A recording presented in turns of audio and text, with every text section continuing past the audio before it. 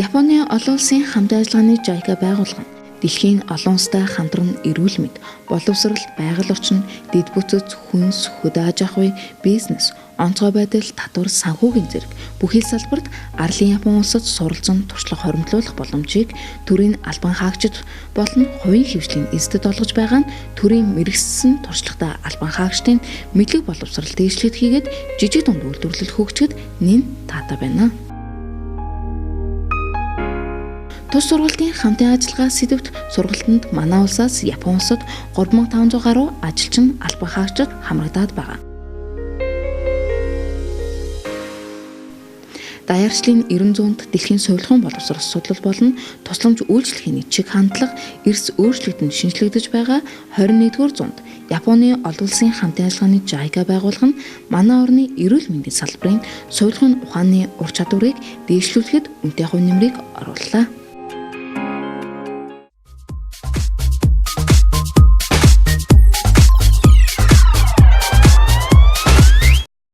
$2010 онд JICA-гийн шугамар совилгын удирдлага гэсэн ийм сургалтанд би суралцаад ирсэн. За энэ сургалтанд сурч байх явцад бидэрт ямар үүрэг оногддог вэ гэхлээр акшн план буюу үйл ажиллагааны төлөвлөгөө хийдэг. Тэнд 2 сар сурсан хүн Монголд ирээд юу хийх вэ гэсэн иймэр бид нар төлөвлөгөө хийгээд ингээд тодорхой хэмжээний диплом хамгаалт болдог.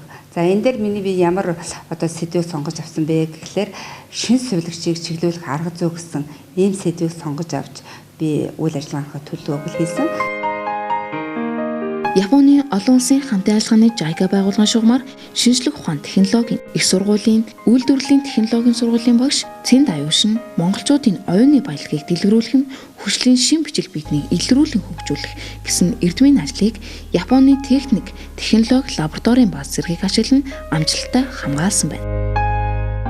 2006 онд Япон улсын судалгааны төвд судалгаа хийхээр явсан. За энэ судалгааны ажлыг хийхэд JICA байгууллагын шугамар явсан байж байгаа. Тэгээд Японы судалгааны байгууллагад гол нь Монголын уламжлалт цагаан эдээнээс сүн хүчлийн бактери ялгах, эдгээр сүн хүчлийн бактериудын шинж чанарыг нь судлаад хөрөнгө бэлтгэх, бэлэн бүтээгдэхүүн үйлдвэрлэх ийм зорилгоор анхны судалгааны ажлыг хийсэн. Тэгэхээр бид Японы судалгааны баазыг ашиглаад, лабораторийн баазыг ашиглаад нийтдээ 2000 гаруй сүн хүчлийн бактери ялгасан. Тэгэхээр энэ ялгасан сүн хүчлийн бактериудыг Монголын уламжлалт аргаар бэлтгэсэн цагаан эдийн судалгааны объект болгон ашигласан байж байгаа. Тэгэхээр энэ сүн хүчлийн бактериуд дотроос маш олон төрлийн сүн хүчлийн бактери байсан, мөн дороожууд байсан нэлээд олон сүн хүчлийн бактери. Тэгэхээр 2000 гаруй сүн хүчлийн бактериудаас яг хүний биед ашигтай сүн хүчлийн бактериуд дийг сонгон шалгаруулах зорилгоор судалгааны ажлыг гүнзгийрүүлэн хийсэн байж байгаа. JICA байгууллагаас зохион байгуулсан сургуулийн өмнөх боловсролын залуу багш нарт зориулсан сургалтанд хамрагдсан хан уул дүүргийн боловсролын хэлтсийн сургуулийн өмнөх боловсрол хариуцсан мэргэжилт нь шинэ баяр нь Япон улсын сургуулийн өмнөх боловсролын хөтөлбөрийг өөрийн орны сургуулийн хөтөлбөртөө хослуулан хэрэгжүүлэхээр суралцаж ирсэн. Тухайн үеийн сургалтын гол зорилго агуулга бол улс их орондоо гар бие оролцох залуу багш нарыг Япон орны тухайн мэргэжлэр нь мэдлэг боловсролын дээшлүүлээ зохисохгүй сургуулийн өмнөх боловсролын салбарт тулгамдж буй тэр шин санааг олж авах зорилготойгоор зохион байгуулагдсан. За 2008 он гэхэд бол Монгол улсад хүүхэд төв сургалтын талаар яригдаад 10 хэдэн жил болж исэн боловч ерөнхийдөө бол өвнийг хэрэгжүүлэх арга зүй бол нэлээд тутмаг байсан. Тэгээд 1000 сонсохоор нэг үз гэдгийг үлгэр жишээгээр бид нар бол 2008 онд энэ Япон улсын сургалтанд хамрагдсан их аз завшаантай энэ сургуулийн өмнөх боловсролын чанарын шинжилгээг өөрчлөхөд бол нэлээдгүй хувь нэмэр оруулсан. Мөн хүнсний аюулгүй байдал тавигдах микотоксины хяналт сургалтанд хамрагдсан төгсөгчдийн нэг мэргэжлийн хяналтын ерөнхий газрын хүнсний аюулгүй байдлын хүнсний лавлгаа лабораторийн эрүүл ахуйн нэн судлалын лабораторийн менежер сайн жаргал нь Японд 2012 онд сургалтанд хамрагдсан. Тэгээд энэ сургалтын хүрээнд болохоор хүнсний бүтээгдэхүүн түүнд байх одоо хөгц мөөгөнцрөөс үүссэн тэр микотоксины талаарх одоо сургалтыг бид нэр Японы эрдэмтэн багш нараас онлайн төвшөнд болон лабораторийн дадлагын төвшөнд одоо авч ирэх мэдлэг хуримтлуулж тэрээр хоёр дахь метаболит болох микотоксины тухай ерөнхий ойлголт хүний биед учруулах хор холбогдол, тэдгээрийг тодорхойлох шинжилгээний уламжлалт болон олон улсын хэрэглэгддэг орчин үеийн арга аргачлалыг танилцуулах, нэвтрүүлэх, лабораторийн шинжилгээг сайжруулах чиглэлээр суралцсан. Арлын Япон улсад сургалтанд хамрагдаж ирсэн төгсөгч JICA сургалт төгсөгчдийн холбоонд нэгдэж 780 гаруй гишүүнтэйгээр үйл ажиллагаагаа өргөжүүлэн ажиллаж байна.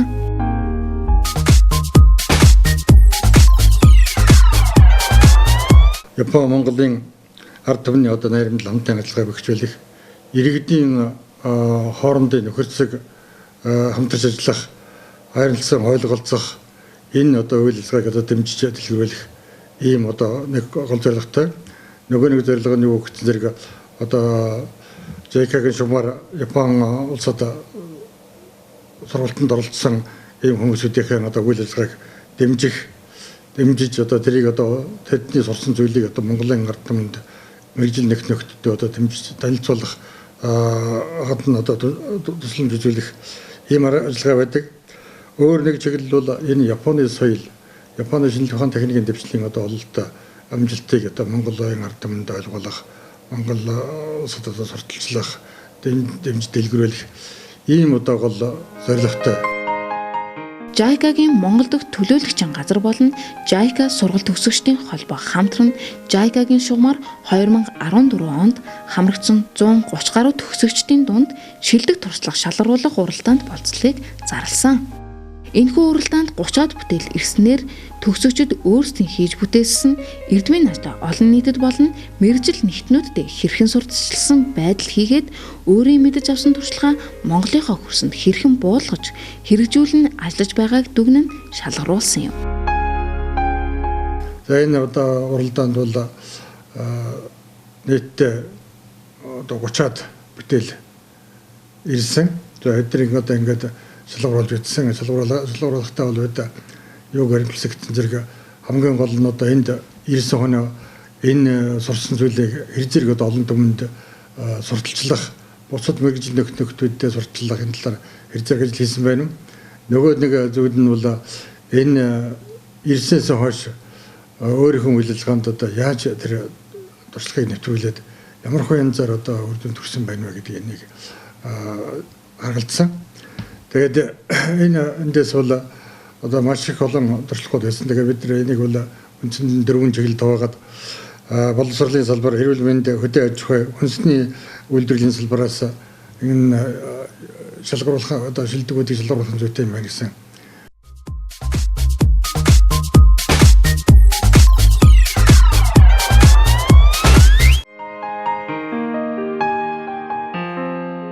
Энэхүү шилдэг туршлага шалгаруулалтанд эрүүл мэндийн салбараас тэргүүлсэн төгсөгч улсын 20 дугаар төвийн эмнэлгийн соёлгын албаны дарга нэмсүрэн юм. Тэрээр соёлгын удирдлага зохион байгуулалтын сургалтанд хамрагдсанаар Монгол улсын соёлгын тусламж үйлчилгээний чиг хөгжлийг дэлхийн нийтийн чиг хандлага, өөрийн орны үндэсний эрх ашиг, нийгмийн эрэл хэрэгцээ, өнөөгийн бодит байдал уламжлалт сургалтын төлөвлөгөө хөтөлбөр стандартад шат дараалсан шинжилгээг хийсээр байна. Сургалтанд хамрагдаж ирснээр Монголын сувилагчдын холбоотой хамтран хөдөө орон нутаг болон нийслэл дүүргийн бүх эмнэлэгтэй хамтарч сувилагч нарт зориулсан сургалтыг зохион байгуулж шин сувилагч сургалтын хөгтөж гарын авлага ном хэвлүүлэн түгээжээ. Түүнчлэн шин сувилагчийг чиглүүлэх сургалтыг 11 хөтөлбөр боловсруулж сувилагчдын харилцааны соёл, ур чадварыг илүү сайжруулах тал дээр үнэтэй хувь нэмэр орууллаа. нийтээ шин сувилагч гэсэн ийм одоо номыг бол гаргасан байгаа. Шин сувилагч ном гаргаад дараад нь одоо шин сувилагчийг чиглүүлэх арга зүй гэсэн ийм сургалтын бол хөтөлбөр гаргасан юм. За тэгээд энэ хөтөлбөрийнхаа хүрээнд юу хийсэн бэ гэхэлэр ер нь ингэдэм байна. Японы одоо үндсэн эрүүл мэндийн систем дээр бол шинэ хүнийг бол маш их ажлын байр дээр тасан зохицох, чиглүүлэх энэ сургалт бол нэлээд онцгой харагдчихсан. Тэгэхээр манайд бол энэ эрүүл мэндийн систем нэвтрүүлж болохоор юм байна гэж үзээд ингээд шин сувилагчийн бол хүлээж авлаа. Ажлын байран дээр хүлээж авангууд энийг одоо 2 жилийн хугацаанд бүрэн хөтөлбөр төлөвлөгөө гаргаж сургадаг. За эхний жилд бол яг уу гэхээр энэ хүндээ бол тодорхой хэмжээ харилцааны ур чадвар суралцах, за мөн хөтөлбөрийн аюулгүй байдал, эмнэлгээс одоо шалтгааллах халдвар хамгаалал, өөрийнх нь хийх ёстой стандартын талаар сургалтын хөтөлбөр төлөвлөгөө гаргаж сургана. За дараагийн жил болохоор ерөөсөө яг өвчтөн суурилсан сургалтыг зохион байгуулна. Гэтэ нэг жил ирээд сурсан хүмүүсүүдээ яах ёстой вэ гэхлээр шууд ирээд танилцаад орчихгүй. Энэ хүмүүсүүдэд тусгай тийм халамжлан одоо хүмүүжүүлэгч тийм ээ одоо туршлагатай сувилагч нараа одоо сургагч багш болгоод тэр хүмүүсүүдэд бол хуваарлж өгнө. Ингээд хуваарихын дагуу энэ жилдээ сураад хамгийн сүүлд тайлан хамгаалт юм. Тайлан хамгаалтыгээ цаашдаа би одоо юу хийх ёстой вэ гэдгээр бол тайлан хамгаалтыг 2 дахь жилийнхээ үйл ажиллагаар орно. 2 дахь жилдээ бас би юу суралцах ёстой юм бэ гэж тайлан хамгаалал. Энээс цааш бол одоо мэрэгчсэн туршлагатай суулж байгаа игний дараа суралцах.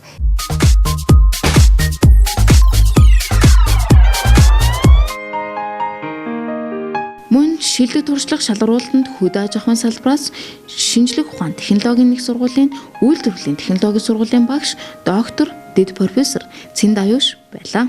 Тэрээр Монголын уламжлалт аргаар бэлтгэсэн эсэх цагаан эдэнээс хүний бие организмд эерэг нөлөөтэй эмчилгээ суурилын үйлчлэгээ үзүүлэх чадвартай сүн хүчлийн бичил биетийг ялгаж шинэ нэрийн эсэх бүтээгдэхүүний технологи боловсруулж үйлдвэрлэлд нэвтрүүлсэн юм.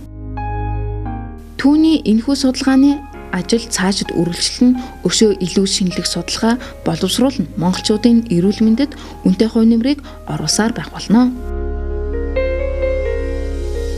Ер нь бол сүн хүчлийн бактерийг ялгаад одоо таних шинж чанар ямар төрлийн бактериуд гэдгийг ялгахад бол амархан байдаг. За бид бол энэ гений төвшөнд нь одоо төвшөнд нь судалгаа хийсэн. Тэгээд ерөнхийдөө одоо суур судалгаа ялгаж авчаад ерөнхийдөө энэ бактериудыг цаашдаа хамгийн гол нь эцсийн үр дүнд хүнд одоо хүний эрүүл мэндэд ямар ач төсөв хүнд хэрэглүүлэх юм зорилт тавьсан байгаа. Тэгэхээр ерөнхийдөө бол бид нар одоогийн байдлаар нэг 2 төрлийн бүтээгдэхүүний технологи боловсруулад Японы компанид сүүний үйлдвэрт одоо нийлүүлээд үйлдвэрлэсэн байгаа. А цаашдаа бид бол Монголын одоо хөрсөн дээр буулгах Монголд сүн хүчлийн одоо энэ төрлийн бактериараа бүтээгдэхүүн үйлдвэрт нэвтрүүлэх юм зорилт тавьж ажиллаж байгаа. Мөн судалгааны ажлын үр дүнгээр 8 эрдэм шинжилгээний өгүүлэг бичиж гадаад дотоодын сонин сэтгүүлд хэвлүүлжээ.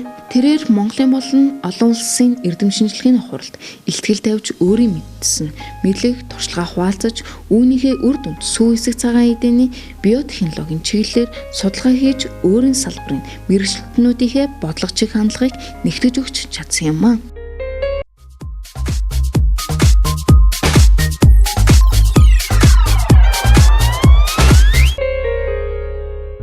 Мөн шилдэг туршлага шалгаруулалтанд боловсролын салбараас тэргүүлсэн хануулд үүргийн боловсролын хилцээний сургуулийн өмнөх боловсрол хариуцсан мэргэжилтэн шинэ баяр юм.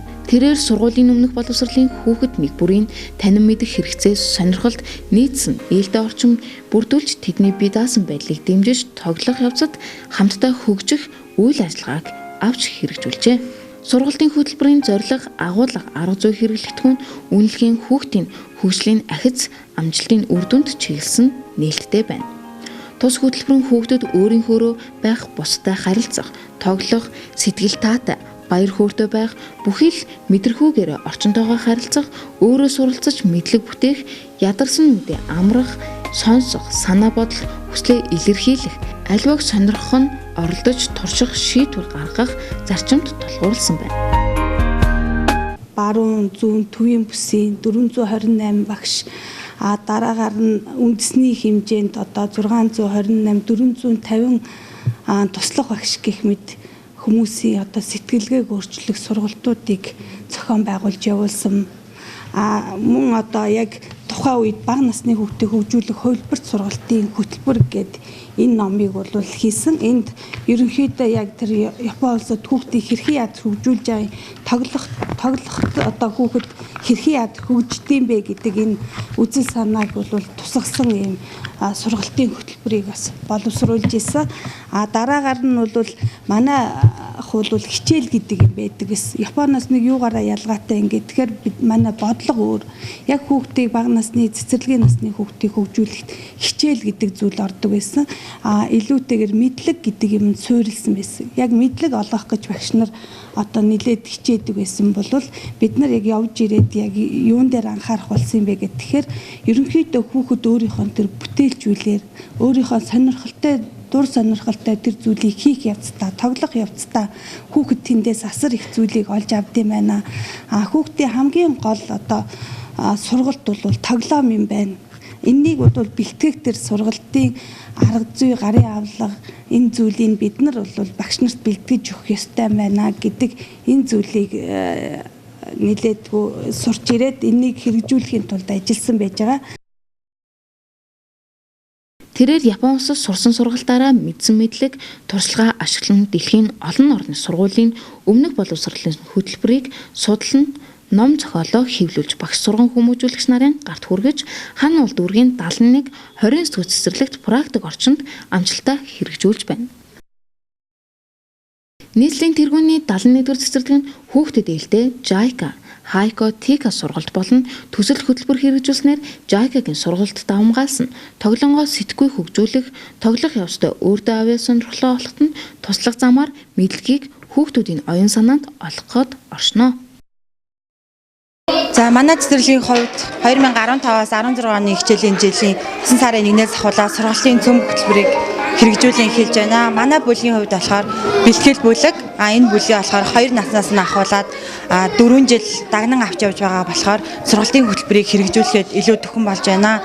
Энэ сургалтын хөтөлбөрөөр дамжуулаад хүүхэд нэг бүрийн хөгжлийн акцийг тодорхойлж түүн дээрээ тулгуурлаад сургалт үйл ажиллагаагаа явуулж байна. Сургалт маань ерөнхийдөө төвийн үйл ажиллагаагаар явж байгаа. Төвийн үйл ажиллагаа нь болохоор 7-оос 8 төв ажиллаж байна. Тэгээд хүүхдүүдээ хөгжлийнх нь төвшөнд хуваагаад 1-р төвшин, 2-р төвшин, 3-р төвшин гээд 3 төвшөнд хуваагаад энэхүү төвшөндөө тохируулан сургалт үйл ажиллагааг явуулж байна. Мөн 29-р цэцэрлэгийн сургуулийн өмнөх насны сургалтын цөм хөтөлбөр хэрэгжүүлснээр тэдэнд сэтгэхүйг хөгжүүлэх таадан нөхцөл бололцоог хангаж ажилласаар байна. За хаан улд үүргийн сургуулийн өмнөх боловсролын сургалтын цөм хөтөлбөр гарч ирснээр багш бидний ажлын хувьд маш их хөнгөлж өгсөн. Тэгээд цөм хөтөлбөр хэрэгжиж эхэлснээр хүүхдүүд сонголтоороо чөлөөтэй үйл ажиллагаанд идэвхтэй оролцож хөгжих боломж нь хангагдсан. Тэгээд өглөөний хүлээн авалтаас оройны таралт хүртэл хүүхэд бүр хүссэн зүйлээ хийж цэцэрлэгт байгаа 8 цагт өргөлж хөгжиж байгаа.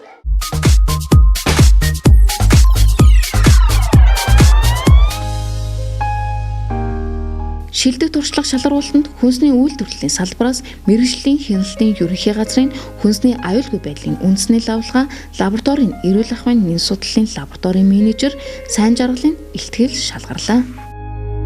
JICA-гийн хүнсний аюулгүй байдалд тавигдах микотоксины хяналт сургалтанд хамрагдсанаар төлөвлөгөөний дагуу үйл ажиллагаагаа хэрэгжүүлж шат дараалалтай сургалтуудыг зохион байгуулсан. Сайн жаргал нь JICA-гийн сургалтанд хамрагдаж ирээд мэдсэн мэдлэг туршлагадаа суйрлан Монгол улсын хүнсний аюулгүй байдлыг хамгаалахад лабораторийн чадварыг дэвшлүүлэх төслийг санаачлан бичснээр Японы олон улсын хамтын ажиллагааны JICA байгууллагаар дэмжүүлэн төслийг амжилттайгаар хэрэгжүүлэн ажилласан юм а. Энэхүү төслийн хүрээнд 16 мэргэжилт нь Япон улсын JICA байгууллагын сургалтанд хамрагдсан нь цаашид хэрэгжүүлэх лабораторийн үйл ажиллагааг илүү ихээр эрчимжүүлэн ажиллахад тодорхой хэмжээгээр Монгол улсын лабораторийн байгууллагад өсөлт дэвшилх шинжилгээг авчирч чадсан юм а. JICA-гийн сургалтанд манай хүнсний лабораториос төсөл бичээд төсөлмөө шалгуулад өнгөрсөн 2 сарын 18-нд 3 сарын 28-ны хооронд манай лабораториос 5 яваад ирсэн байгаа. JICA-гийн сургалтанд явснараа болохоор ямар дэвшилттэй байна вэ гэхээр тэнд одоо яг орчин үед хэрэгжиж байгаа бүхэл молекулярын чиглэлийн шинэ дэвшилт дарга гаргачлалтай дэлгэрэнгүй танилцлаа. Тэнд сурсан эцсийн зүйлээ одоо өөрийнхөө лабораторид молекулын лабораторид авчираад бас тодорхой хэмжээнд яг өөрийнхөө орны нөхцөлд тааруулаад бололцоондоо тааруулаад бас нэвтрүүлээд ажиллаад явж байна. Энэ сургалтын хамтлагчнаараа микротехникийн шинжилгээний орчин үеийн дэвшлэлт технологиудыг ажиллаж сурсан. Тэгээ одоо тэрээс сурсан, Японд сурсан мэдлэгээ өөрийнхөө лабораторид хэрэгжүүлж байгаа. Тэгээд микротехникийн шинжилгээ гэхээр дээж боловсруул тэгээд өндөр түвшингийн харагддаг шинжилгээний арга барилтай танилцаа. Тэднийг одоо Монголда өөрийн болохоор зарж байна.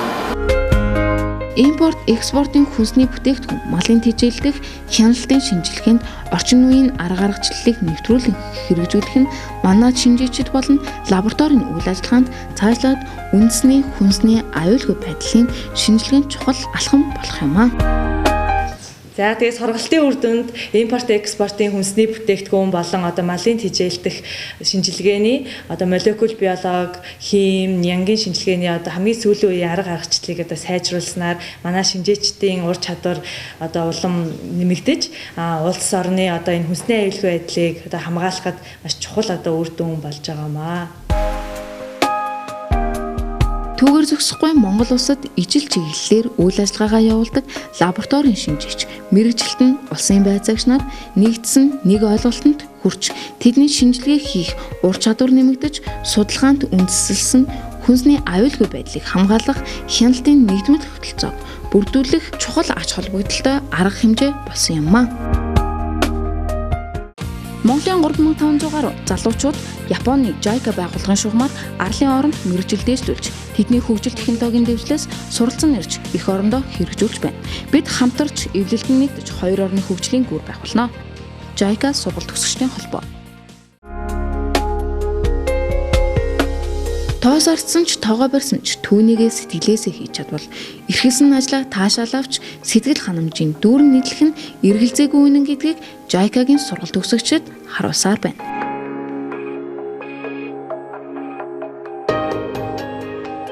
Японы олон улсын хамтын ажиллагааны JICA байгууллага болон JICA сургалт төгсөгчдийн холбоо хамтран Монгол улсын хөгжил дэвшилд үнэтэй хувь нэмрийг оруулж бүтээн байгуулалтын салбар бүрээс тухайн чиглэлээр мэргэжилтэн бэлтгэн мэдлэг туршлагыг нь дээшлүүлэхэд ихээхэн ач холбогдол өгч байгаа явдалт нь нэм таатай байна.